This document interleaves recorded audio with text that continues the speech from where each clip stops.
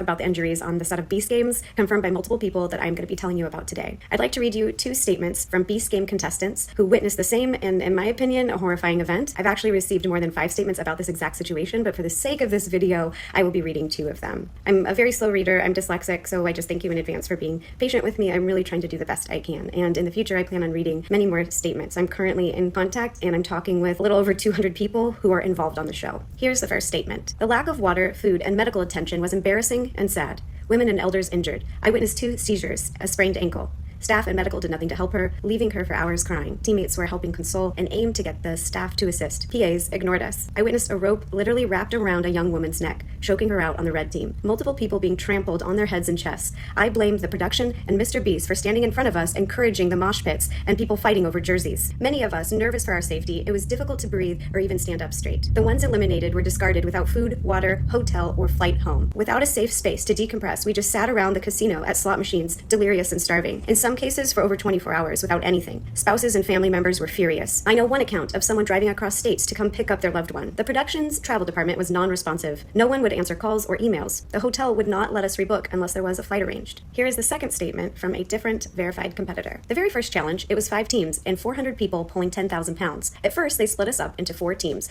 A, B, C, and D. So we all lined up in front of the rope. When they told us that we had to split into teams of 400, no one moved. So instead, they said we would get our colored jerseys for our teams. They started throwing jerseys, and this led to me in a mosh pit getting squished. There were 3 other girls around me, but were shorter. We were trying to keep each other from falling as we were getting squished. This was honestly so scary for me, and I know they won't show this. I ended up getting out of the pit and saw a male contestant who had 8 orange jerseys. I asked him for one, and he told me no. The strong young men were picking their teams so they could win. My team ended up being the red team, of older people and rest women. We ended up losing because the people at the end of the rope had fallen down and the rope was choking them. People were on top of each other, squishing them. Production told us we had to keep going and they weren't going to stop the challenge. Well, that led to us stop pulling and start helping those who were hurt. This incident led to 6 other contestants to leave who had won. They saw and heard what happened and said that their dignity was worth more. I'm going to stop reading the statement, and I just want to clarify for anyone listening that these 6 people who left were not people who lost the challenge. These are people who won. They were able to stick around. These are people who turned down $5 million or a chance at $5 million because they didn't want anything to do with this production and how people were being treated. When we got into the room where they had us all wait, I talked with some of the younger production team. They said that the game wasn't fair and that the orange team had mostly all strong men. They also said that our team had about 20 to 25 men, who most were old and the rest were women, in a team of 400. This is crazy to hear. They were so not prepared for 2,000 people, and it shows. I'm so glad I got eliminated so I didn't have to endure with the lack of sleep, eating meals that were in no way filling, and the lack of structure. To end this video, I want to directly address the people who are saying, well, they're competing for $5 million and of course it's going to be dangerous. That is simply not true. Productions have been giving away millions of dollars on reality TV shows for decades while still managing to keep their contestants safe. I'm genuinely worried that if changes don't happen on the set of Beast Games, something more tragic will happen. I'll talk to you guys soon.